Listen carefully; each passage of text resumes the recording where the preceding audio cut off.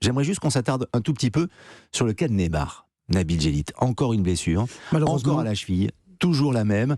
Alors évidemment qu'on peut faire le raccourci ou le rapprochement peut-être un peu hâtif de se dire qu'il y a son hygiène de vie et que c'est peut-être pour ça qu'il paye. Est-ce que vous pensez que c'est l'unique raison ? Il y a peut-être un petit peu de malchance aussi chez Neymar. Il y a surtout un passif maintenant. C'est devenu un joueur, depuis qu'il a signé au Paris Saint-Germain, il a enchaîné les blessures en deuxième partie de saison. Donc c'est un joueur qui est fragile. Tout simplement, c'est comme quand vous faites un colis, vous mettez fragile dessus, quoi. On doit le prendre maintenant pour un joueur malheureusement trop fragile à plus d'une trentaine d'années. Alors oui, évidemment, l'hygiène de vie a contribué à précariser à ce niveau-là. Là-dessus, personne n'a aucun doute. Ensuite, il y a sa manière de jouer, celle d'un joueur qui provoque, toujours à la limite de la rupture, qui prend forcément plus de coups que la moyenne. Et quand vous avez moins d'assises, vous êtes moins ancré, vos appuis sont plus compliqués, comme on l'a vu sur cette situation, parce que finalement, c'est un appui qu'il rate. Et derrière, sa cheville, elle se dérobe. On sait déjà qu'il s'était blessé pendant la Coupe du Monde contre la Croatie. Oui. On sait également que toutes les précautions étaient prises pour essayer de le faire revenir au mieux en surveillant sa cheville. À partir du mois de janvier, mais il a été rattrapé par la patrouille.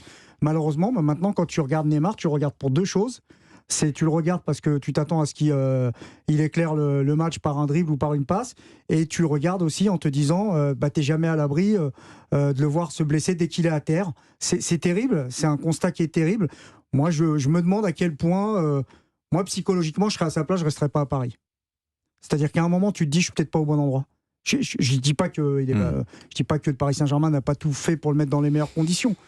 Mais à un moment, peut-être que ça va au-delà, ça ne matche pas, et il faut peut-être changer d'environnement. Les planètes ne s'alignent pas, en l'occurrence, pour Neymar. C'est une entorse. Alors, il est forfait. Parce qu'il n'en fait jamais. Il est forfait. Il n'y a pas de règles chez Neymar, vous le savez. Vous savez qu'il y a des règles au poker, quand même. Et ça, il est obligé de les respecter. Oui, mais là, c'était pas le grand bluff. C'est pas le grand bluff, et il a essayé de faire tapis à un moment donné, et ça n'a pas fonctionné. Neymar, donc, qui sera absent pour le classique contre l'Olympique de Marseille. Le Paris Saint-Germain espère, c'est une entorse néanmoins, qu'il sera présent pour le match au retour contre le Bayern Munich. Mais j'aimerais avoir l'avis de Marc Libra et de Grégory Schneider sur les conditions de la blessure. Marc, vous pensez que ça n'a rien à voir avec son hygiène de vie, avec sa manière de manger et le fait qu'il ne dorme pas la nuit pour jouer au poker? Le rapprochement est trop facile par rapport à la nuit, comme l'a dit Nabil, il a bien expliqué. L'appui est malheureux.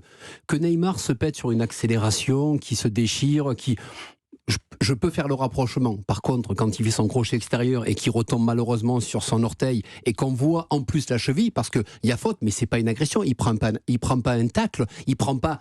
C'est juste que sur son crochet, on le voit, c'est un jeu qui est fait de dribble, il accélère, là, malheureusement, il retombe mal. Et une fois qu'il retombe mal, on voit. Après, ce qui est sûr et certain, c'est qu'il a essayé de sortir tout seul, il pouvait pas. Et on le met sur la civière. Donc, à mon avis, il en a pour quelques semaines, il va être absent. Mais c'est la faute à pas de chance sur ce coup-là. Je peux entendre par rapport à la soirée, par rapport au fast-food, je peux entendre ça.